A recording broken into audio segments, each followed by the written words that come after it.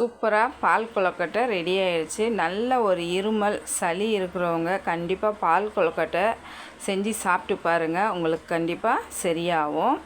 அதுக்கு 3/4 கப்பு மாவுக்கு 1/2 கப்பு தண்ணி, கொஞ்சம் உப்பு, 1 ஸ்பூன் நெய் ஊற்றி நல்லா மலர வச்சுட்டு 3/4 கப்பு மாவை போட்டு நம்ம வச்ச தண்ணியை போட்டு நல்லா மிக்ஸ் பண்ணி இந்த பதத்தில் மிக்ஸ் பண்ணி ஒரு 10 நிமிஷம் வச்சு மசாஜ் பண்ணி எடுத்து சின்ன சின்ன உருண்டையாக ரெடி பண்ணி வச்சுக்கோங்க.